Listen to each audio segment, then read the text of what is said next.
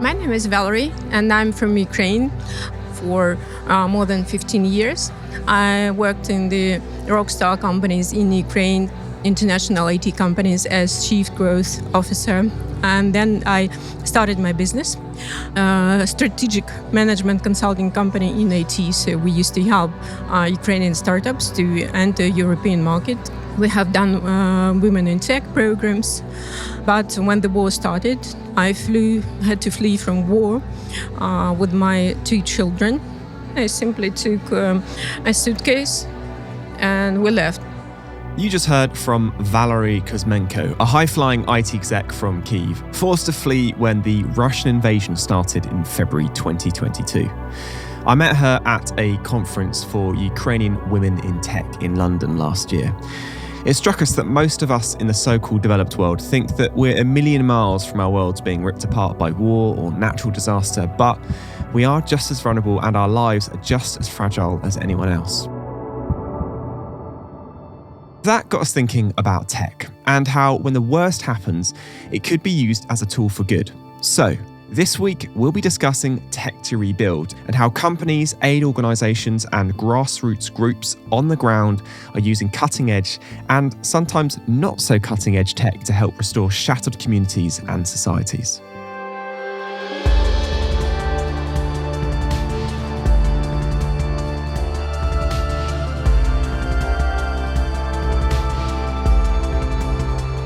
You're listening to Technology Untangled, a show which looks at the rapid evolution of technology and unravels the way it's changing our world.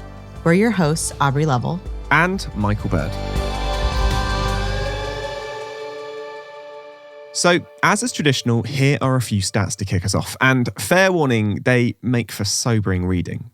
2022 saw 421 registered natural disasters worldwide, from floods in Afghanistan, Australia, Bangladesh, India, Pakistan and Thailand, drought in China, Kiribati, Tuvalu, typhoons in the Philippines, an unusually long and potent hurricane season in the Americas and the Caribbean, heat waves in India, Japan and Europe, earthquakes in Afghanistan, Fiji and Indonesia.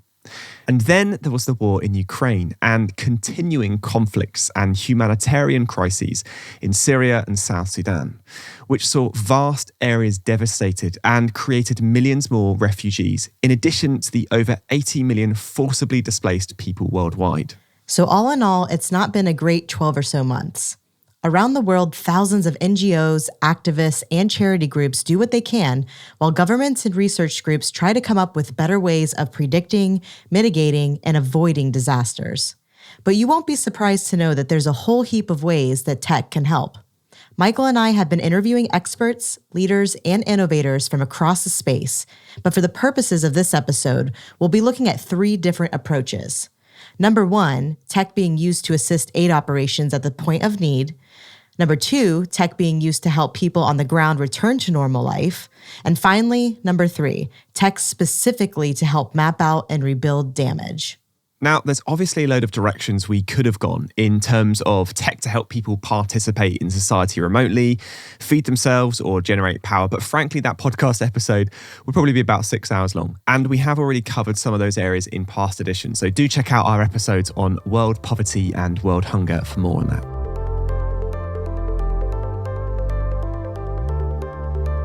First up, how can tech assist in aid operations? Well, sometimes big challenges require powerful partnerships between high-tech organizations. My name is Fred Tan. I have the privilege of being the global head of social impact here at Hewlett-Packard Enterprise. Also, am the deputy director of the Hewlett-Packard Enterprise Foundation, which is our independent charitable foundation. And I love what I do. Really, my role is looking at how us as a company, we can leverage our technology, our talent, our resources to make the world a better place and to create shared value.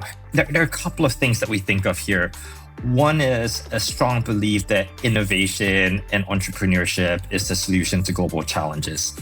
We're an annual contributor to the American Red Cross, but we also use technology and talent in a pretty cool way. One of the great needs in a disaster is that the blood donation system of humanitarian organizations is incredibly crucial, but also the blood supply is incredibly scarce. as a commodity, it has a limited shelf life. And so for the American Red Cross, a huge challenge that they face, for example, is being unable to efficiently forecast both demands for blood, but also optimize how best to allocate these limited resources, especially in the wake of a major disaster where there is a huge demand. So one way in which Hewlett-Packard Enterprise has come in is with talent and with technology, right? We use data integration, cleansing, modeling, and we supported the American Red Cross in a pro bono project to create an advanced AI-driven forecasting model. And this model improved the management of their blood products, right? And so using machine learning forecasting models, the American Red Cross now has a much improved system that allows them to more strategically plan its annual operations, but also respond to spikes in demands for blood in the case of a post-disaster, for example. So I've actually been with the company for about 11 years. And I think one thing that HPE has really prided itself on is our volunteer efforts and really going out and making a difference with these types of organizations. And personally, I have been a part of some of those, locally here. We each get volunteer hours every month to go out and do things for charities and to help make a difference. I think one time I was even involved in, we were refreshing like old technology, old hardware, and giving it to children in areas of need for technology in their schools, right? So HPE does a ton of stuff. And it's really cool to hear about how we're also helping the American Red Cross, because I think sometimes people always think about the physical disaster, but they don't think about the supply, like blood supply. And can we predict how much food that might be needed in a specific disaster area, or water, things like that. So it's really, really great to know that we work for a company that makes that a priority. Yeah, and I quite like how we're not just encouraged to use those days as like a sort of standard charity thing, go and work in a food bank or go and volunteer to do something. We're also encouraged to use our expertise to go and support charities and help organizations with technical challenges that they might have. And I just think that's such a cool thing for us to try and do. And it sort of makes me feel quite proud to work for an organization like that. Agreed. So big tech companies are doing what they can to leverage their expertise, but it's not all about providing aid at the point of disaster, especially when we're talking about rebuilding society rather than just disaster relief. Longer-term challenges emerge that would stretch even the biggest tech organizations. One of those is education. Atish Consalves is the EdTech lead for Airbell Impact Labs, the research and development arm of the International Rescue Committee, which was formed by Albert Einstein in World War II to aid refugees. Over 250 million children are out of school. Over half of those are in crisis-affected countries. When we think of disasters, we think about interventions like food and shelter and protection. But if education is disrupted for students, as it was in, let's say, things like the pandemic or in a war or in a natural disaster, that learning loss that happens because of that disruption, it takes years for kids to catch up. And in many cases, it's too late. The kids will never return back into the system. So you've lost an entire generation of kids from that disruption. One of the things the group is trying to look at is what solutions are out there which can actually scale in very challenging contexts. So there's a couple of different approaches we're taking. The Venezuelan crisis has been going for a few years, and the response, which IRC is a part of, is looking at the displaced Venezuelans who are in Colombia. And so there's a large number of refugees and migrants who've fallen behind by a few years. Because of displacement, we've been building out a very simple chatbot-based platform that allows them to catch up in a bite-sized format on devices that they have access to through their caregivers or through their community centers or schools. So it's using essentially WhatsApp in Colombia. It's using AI, so artificial intelligence, to interact with the students. So they are able to ask good questions like, could I continue where I left off last? So it uses NLP, natural language processing, to be able to interact with the students in a more natural way. But it's also personalized to their needs. So it's gamified. It uses just very simple audio-based instructions. And at the moment, they can use it together with some other learning materials as well. So it's very much integrated into the curriculum. So I think what's really interesting and exciting about this program is that it's using very simple, low-tech tools, and it can be scaled, because a lot of the challenge in EdTech is that a lot of the solutions which are out there are difficult to scale in certain contexts and require some type of hardware or software. And here what we're trying to do is try to come up with solutions which can work on devices, on platforms that people already have. We've been now testing it with about 1,000 students in 2 regions in Colombia, with a goal to really scale it up in many more regions and apply more rigorous levels of research to see whether on the impact it has on educational outcomes. So this concept of using chatbots and AI to interact with students is now being used in Jordan for supporting students with mental health. And it's also being used in Nigeria to support teachers as a job aid. I think that's such a cool idea, isn't it? Using chatbots and AI to sort of meet people where they are with what technology they have. It's really quite exciting, isn't it? It really is. I think it's an excellent idea because what they're using is so accessible to all versus it being so isolated technology within a few areas. And I think leveraging those pathways is so important for education and awareness and also being able to reach everyone when you need to. So I think it's a great idea. Just a personal story. This may get cut out, but when I was in high school, we had a hurricane hit, right? I talk a lot about hurricanes because we were affected by them so much. And all of our textbooks, they had instructed us to put all of our learning materials in the library, thinking that it would be safe. Well, the hurricane came, tore the library apart, and we had lost all of our textbooks. So we literally didn't have education materials for a few months until the publishers could basically send everything back to the school new. So you just had to wait for new textbooks to arrive? Yes, we did. Everything had to be, it put a lot of pressure on the teachers. And back then, we didn't have the services that we do today with textbooks. So obviously that situation would have went very differently if it was today. But absolutely, if there's a way that kids have access to a tech service like that, it's very beneficial. This must have happened during the pandemic. There must have been students that had been out of school at the wrong place at the wrong time, or maybe a new curriculum, or maybe they started learning a new subject and they couldn't get into school to pick up any materials. So, thank goodness for the internet. Anyway, I guess helping people with their long-term prospects for success is critical, and finding great partners seems to be a key to their success, like Airbel. Sometimes those partnerships are between large organisations like HPE and the American Red Cross, but both Hewlett-Packard Enterprise and Airbel were keen to stress that they are increasingly targeting smaller grassroots organisations. But why would large organisations want to work with small partners rather than leverage their power with other organisations on a similar scale to their own? We want to support tech startups that are nimble and that are pushing the boundaries to address these global issues that we have. And that's really the foundation of accelerating our HP Accelerating Impact campaign. One, we have a focus on diverse startups, on the belief that with these startups, they are really on the forefront of innovation. These founders are the ones with proximity to the issue that they're trying to solve. And there's a cross-pollination of ideas and innovation. It gives us as a company and our team members the opportunity to test new capabilities, to co-innovate with these startups, and to do things that they might not usually get a chance to do. And it's that freshness in being able to innovate that has a ripple effect for us as an organization in terms of how we think about innovation and to continually be innovating. And so an example of an organization that we helped, Access SOS. They are trying to make emergency help accessible to people with disabilities.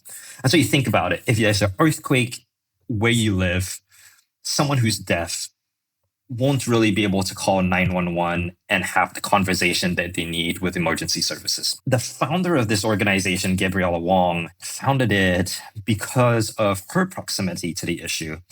Her parents are deaf. And recognizing that her parents would not be able to get the emergency help needed during a disaster or otherwise. And so again, the innovation came about because of proximity to the issue to solve an incredible need. There was a quote that I really like from a person called Clayton Christensen. And it talks about how people don't really want to buy a drill bit. They want to buy a hole.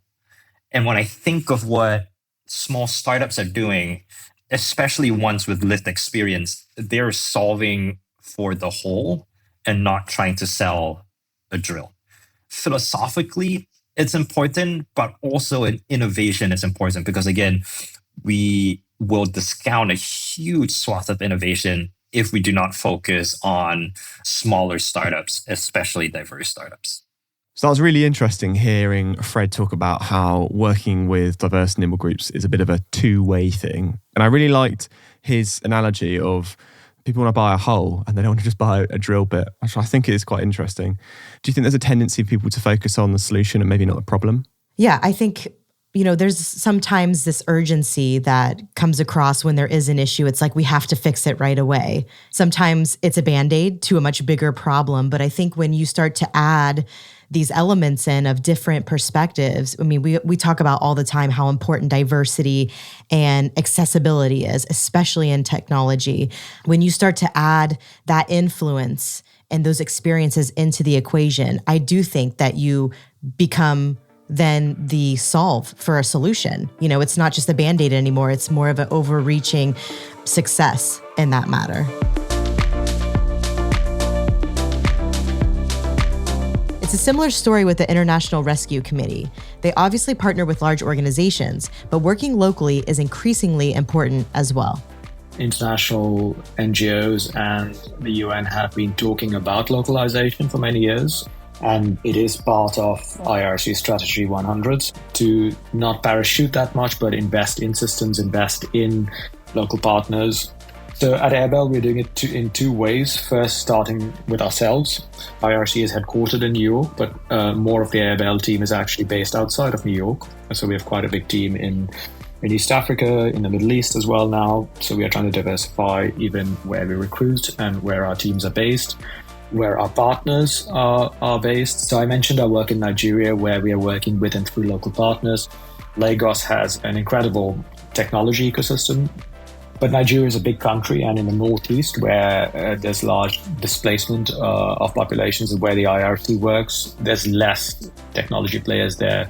So our role has been to incentivize some of these really interesting, exciting technology partners who normally work in places like Lagos to work together with us in some of these humanitarian contexts where it's, let's say, a bit more dangerous to work, where the connectivity is not so great. So we're essentially running an edtech incubator there. So that's another way through which we are localizing, is ensuring that we have the right partners on the ground who understand the problems, who potentially also understand what potential solutions exist in that space as well. Our role is much more around investing, bringing in specific expertise around design, research, behavioral insights, technology, connecting to global players, coordinating, sharing best practices and research across different contexts, rather than being the direct implementers. We try to find partners who are as local as possible, and then as global as necessary. There's a phrase which both Atish and Fred used when we interviewed them called parachute aid, and it refers to Western organisations coming in and basically providing solutions from above. Understandably, that's now thought of as a bit, patronising, and working collaboratively is very much seen as the way forward. In fact, the UN actively encourages aid organisations to work this way. And it does make sense. Obviously, aid organizations can only do so much, and areas where the basics needed for a tech solution just aren't in place, like connectivity or electricity. So how do you work in those kinds of conditions, even with local partners? In many contexts we work in, let's say sub-Saharan Africa, for example, there is very poor connectivity. In northeast Nigeria, where we work, the power grid is pretty much knocked out. So our priority there, when looking at the barriers and then looking at the solutions, is to map out solutions which can work in low power, no power situations. If they do require power, as most EdTech solutions do, that they have alternative sources of power. So we are working on a talking book solution there. So it's very simple. It uses normal books, but with a special printed ink, which a very simple pen can recognize, and then make that content on the pages of the book more interactive by providing some sort of fun activities around it. But the pen is charged through can be charged with solar power.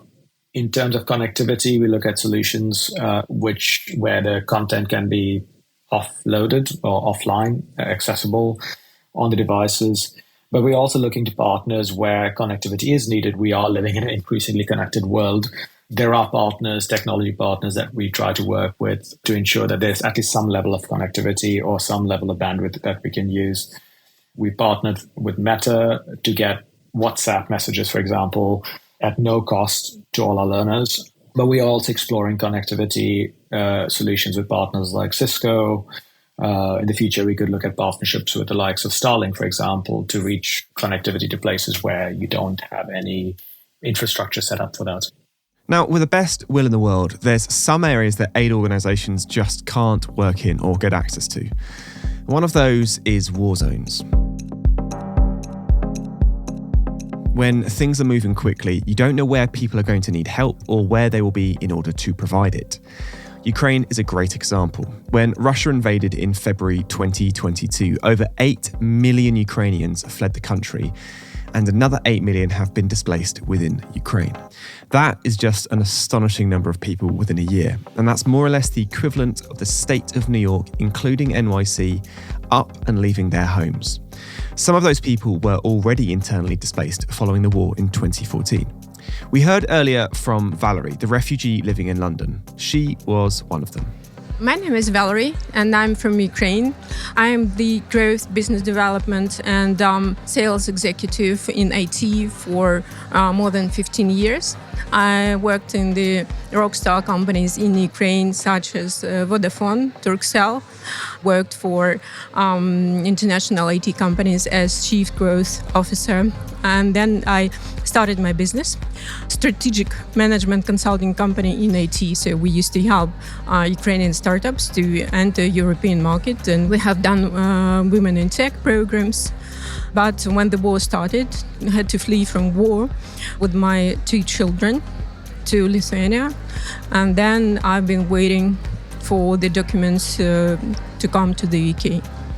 Were you in Ukraine in January this year? I can have to step back to the 2014. Of course, yeah, 2014. Yeah, because we lived in Donetsk, the city which was occupied by Russians in 2014. So our fleeing from war started there. So I took just my bag and 2 children, and we left the city, and we didn't know where to go. And so I had to start my life from scratch in 2014 in Kyiv. And also, as we did in 2014, I simply took a suitcase and we left because Russians were bombarding Kyiv, and there were some fightings in the street of Kyiv. So I decided that it is very hard for my kids to live in such conditions. So it took us more than 3 days to arrive to Lithuania, and then just 1 ticket from Vilnius to London to get here. The thing is, Ukraine is an absolute hotbed of tech enterprise. It was probably the most scientifically and technically advanced state in the Soviet Union, and that enterprising spirit is still around. Ukraine and its tech founders were pinned as a unicorn factory a few years back, spawning startups like Grammarly, GitLab, AirSlate, and Preply, as well as a massive dev and support outsourcing industry. In fact, interestingly, Ukraine's IT industry has grown by 23% over the course of the war, which is pretty astonishing. And that culture of problem solving and lateral thinking has spawned a huge number of projects to help protect and rebuild the country, even in situations where it's impossible for traditional aid organisations to step in. 2 of those organisations are Rebuild UA and UA Damage. My name is Oksana Simonova, and I am project manager of Rebuild UA project. Our project was founded at the beginning of the war by 2 partner companies, Smart Farming and Kursy Zemli.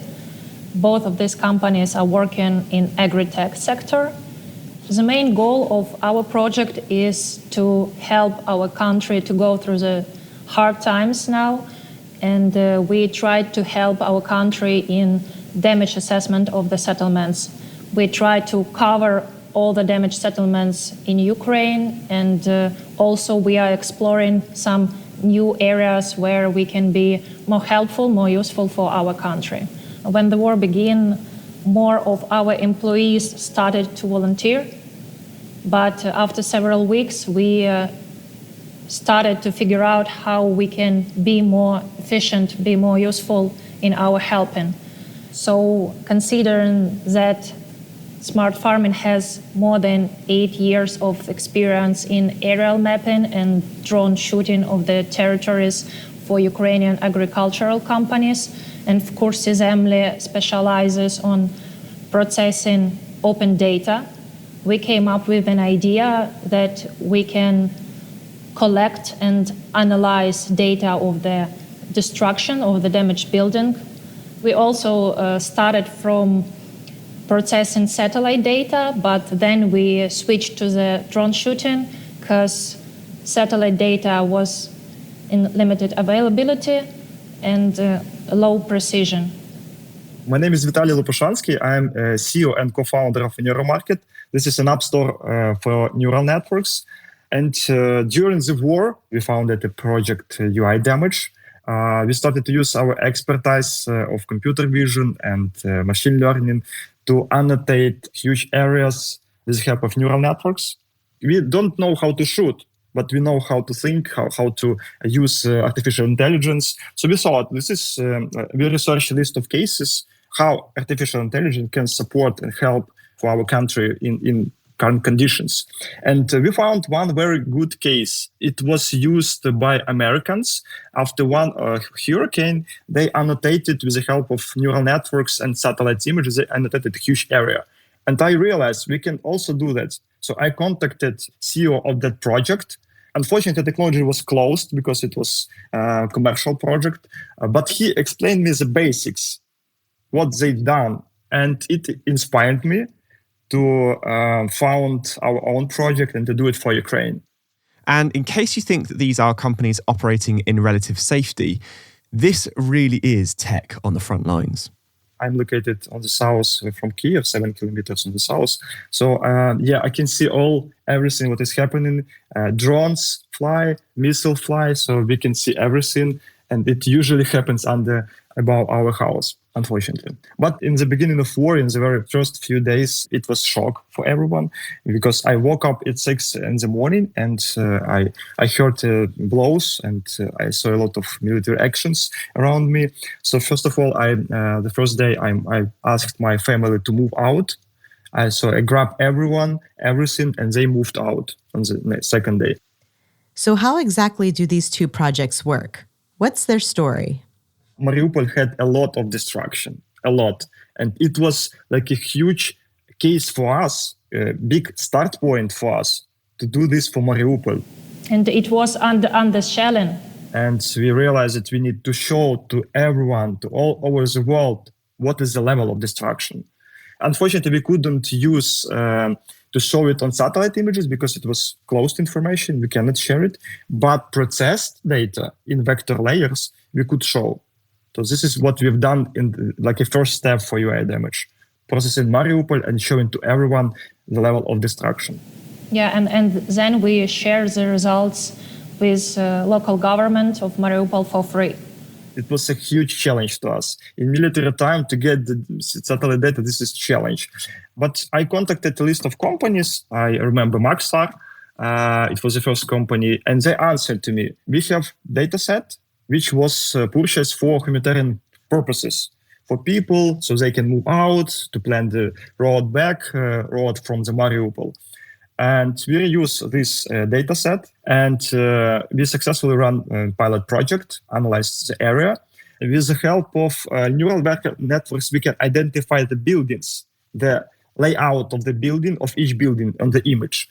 Then having data before and after destruction, we can compare and see the level of destruction, and then add it to the map so everyone can see it and use it like a vector without images.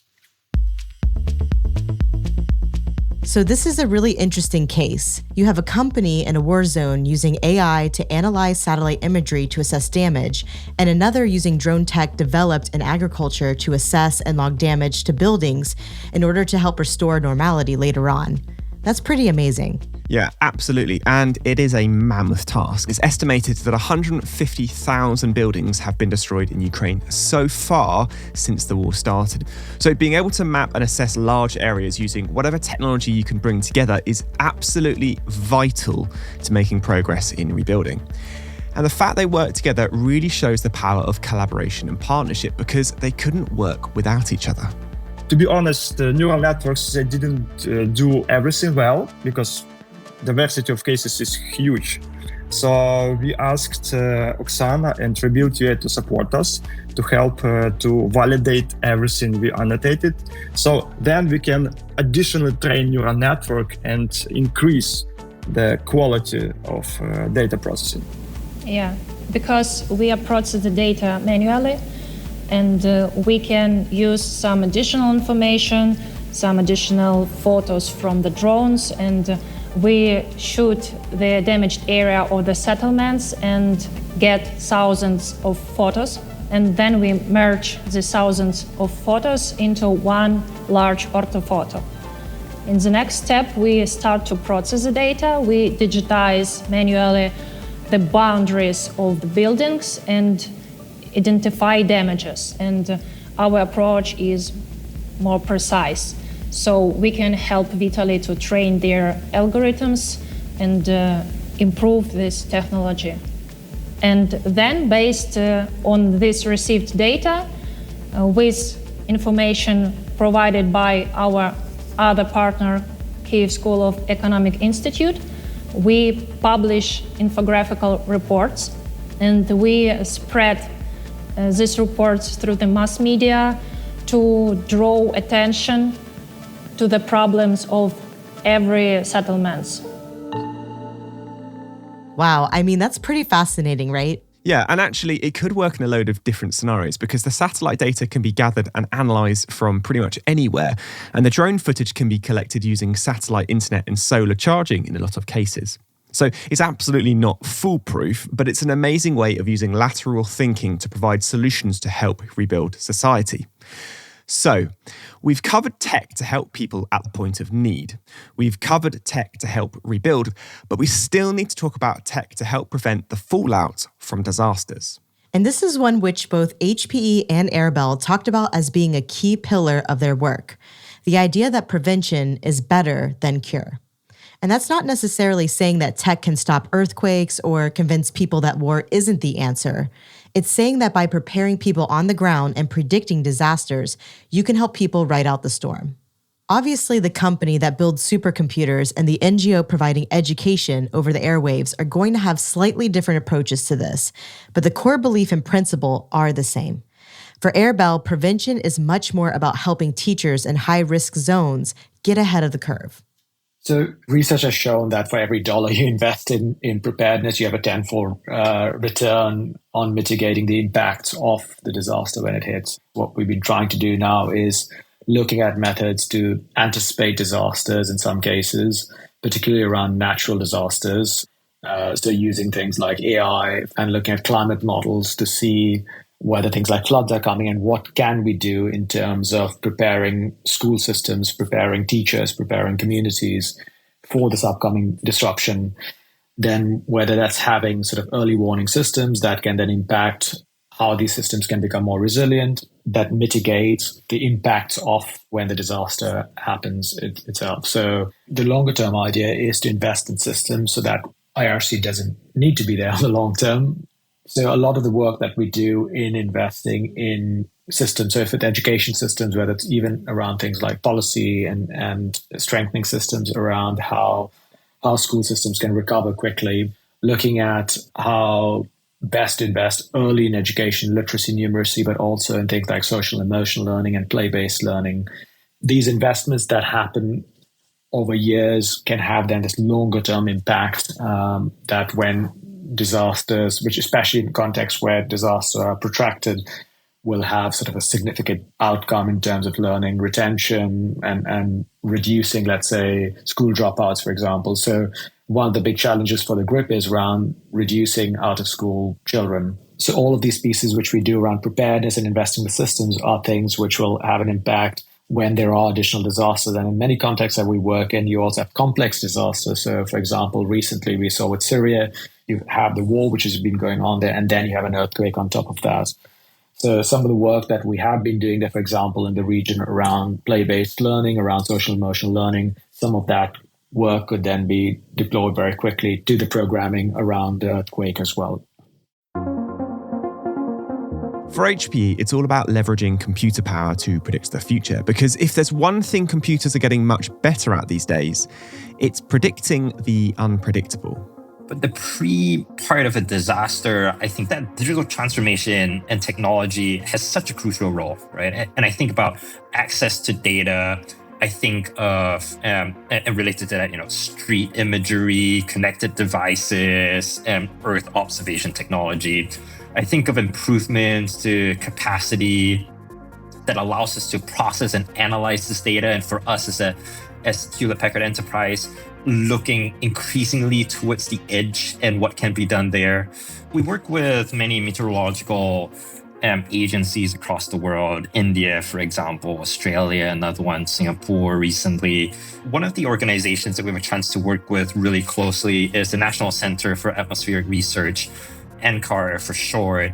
They have used our technology to better predict wildfires.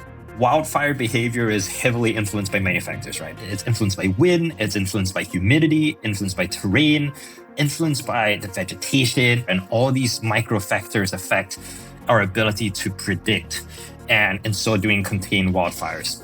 So NCAR, they're harnessing latest advances in science and supercomputing, which we help with, to really drive insights from large, vast amounts of data. And very different data, right? So vegetation data from satellites to national water models and outputs that we get from there to data on terrain and even ground level moisture data. And so they combine all these things together to see how it affects our ability to understand where wildfire risks will happen and to really localize it. And we've been able to help them so that they've been able to do it, as little as a half mile. They're able to get that level of detail, which really helps the prediction of which areas are at risk of wildfires and how our first responders can more quickly respond. But this is the exact type of problems that supercomputers were built to solve, right? And to help forecast and enable us to do a better job of predicting where disaster would strike and increasingly narrowing down our accuracy of prediction. Absolutely fascinating. And you can really see how these technologies from across the spectrum can start to intersect. Fred's talking a lot about IoT and connected devices being used in conjunction with street views and satellite mapping, which intersects really closely with what Damage UA and Rebuild UA are doing. Meanwhile, Airbell and the IRC are using similar data to prepare society, especially in the education space, for the predicted disruption. It's definitely an exciting future. It certainly is. So where next for our guest today? For Vitaly and Oksana, it's about scaling up and overcoming the logistical challenges they face before looking to their next big challenge. One of the biggest challenge for us is the ratio of the capability of our team to the number of objects that require to be analyzed. We have 20 people, 8 of them are pilots, and 10 of them are GIS specialists that annotate the data. When we started to analyze Irpin, it takes for us almost 2 months because it's very large area. So we have very limited period of time to fix the destruction because people are starting reconstruction by their own.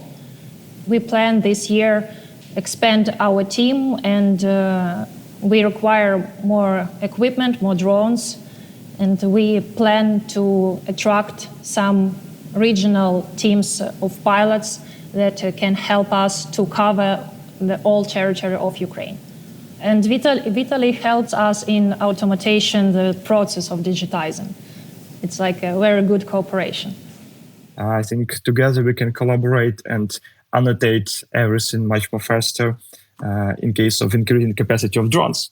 And in addition, I want just quickly to add, a lot of territories are right now dangerous for agriculture, for growing food. For growing everything, any kind of food. Yes. And that is why those territories should be demined, should be cleaned up with special devices, special technologies.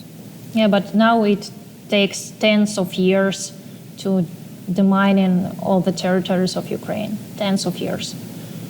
So now we try to figure out the better approaches to do this. Because for demining, shooting, you need to use some specific sensor, LIDAR and infrared. And this is our next challenge right now, because this is a really huge program and need to be done from different angles. And shooting high-quality images by drones, by rebuilding and processing it via a neural network will help us to do it faster and accelerate it, to do the mining not in 10 years, but in 2 or 3 years. Let's be optimistic. So right now we are working on annotating bomb craters and linking this data to cadastral register and then to ownership of property, of land property. So territory can be properly, the mining processes can be properly estimated and prioritized. That is quite amazing because, mines especially are quite dangerous for decades after any war. So yeah, any tech that can help that is quite a big deal. At the moment, I think it's people with sticks and metal detectors and things like that. So yeah, if they can use technology, that could really change the world. For Fred, it's all about continuing to invest in high-tech solutions and diverse partners across the spectrum to change the face of disaster preparedness around the world.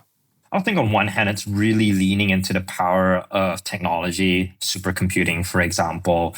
How can we continue to develop world-leading supercomputers to increase the speed of delivery with our supercomputers and to advance research because of our supercomputers? And like you said, making sure that different regions and communities get to benefit from the technology that we produce. With our frontier system that we've created for Oak Ridge National Laboratory, that is an example of how we're really changing the game with supercomputers. And we're excited to do more. And I anticipate HPE continuing to be a leader there. And the other aspect is something that we talked about to make sure that we do not overlook innovation ecosystems. So we're increasingly looking at how can we support diverse-led startups that are working in the climate tech space, for example, that are enabling more clean and affordable energy and that are helping both communities and enterprises transition to a more sustainable way of living and operating. And so taking really a whole systems level approach and us as a tech company enabling the right kinds of partnerships, enabling the right kinds of innovations, and enabling the right kinds of insights throughout the ecosystem. For Atish, it's all about continuing to innovate and overcome the challenges they face in getting tech out to countless children in need around the world. A lot of edtech solutions will require a base level of infrastructure. So the availability of internet, the availability of power, the availability of devices, which isn't the case for a lot of contexts we work in. So we need to work around those challenges. There's issues of digital literacy, especially as we want more school systems and teachers and educators adopting these. So there's a lot of work to be done around bringing teachers along the journey. It's not about replacing teachers with edtech. It's about a different role in some cases for teachers around facilitating and supporting the students. It helps them support, in our cases, for example, we have teachers sometimes teaching a classroom size of 150 or 200. So it's not about eliminating the teachers for sure, but it's about supporting them to support such a large classroom size. There's both a techno-optimism and a techno-pessimism barrier to solve. There are people who are very excited about this stuff without fully understanding what it will take to implement a solution like this. There is techno-pessimism, so people just don't sometimes believe that these kind of solutions will work in their context, rightly so in some cases, but there are definitely opportunities to implement them with some tweaks and with some better design decisions. But I think the big investments are then at the policy and advocacy level. So we have been also advocating for better investment in connectivity. So there was a large declaration last year led by UNESCO and a few other organizations called the Declaration on Connectivity, which said that as this was during the pandemic, but as more was moving online, then we need to ensure that there is a minimum level of infrastructure. Connectivity is starting to be seen as a basic human need. And without that, then this education layer is also not available to them. And for Valerie, who inspired this episode, the future is definitely looking bright. She wants to play her own part in helping to rebuild it one day. Last 9 years, everything goes not according to the plans. Yeah. And I have learned to be more resilient, flexible, and adaptive to many things, and work out and figure out very difficult situations in life. Currently, I'm looking for a C-level position in the UK company, and I have many interviews with very interesting companies. And I have received an offer for Chief Executive Officer in the American IT company. If there would be an opportunity to have a bridge to Kyiv, I would love to do this. I think there will be those people who will reconstruct and will help economy of Ukraine to raise and flourish. I do not give up. I never give up. It's so good to hear that things are turning up for Valerie, and best wishes to all of our guests today. Keep doing your great work. That's it for this episode. Next time, we'll be looking at the ways we can make more energy as global demand grows and grows. You've been listening to Technology Untangled. We've been your hosts, Aubrey Lovell and Michael Bird. And a huge thanks to our guests, Valerie Kuzmenko, Fred Tan, Atish Consalves, Oksana Simva, and Vitala Lukashansky. You can find more information on today's episode in the show notes, and this is the second episode in the 4th series of Technology Untangled. So do make sure you subscribe on your podcast app of choice so you don't miss out, and to check out on the last 3 series. Today's episode was written and produced by Sam Datta, Michael Bird, and Aubrey Lovell, with sound design and editing by Alex Bennett, and production support from Harry Morton, Alison Paisley, Alicia Kempson, Alex Podmore, Alyssa Mitri, and Camilla Patel. Technology Untangled is a Lower Street production for Hewlett-Packard Enterprise.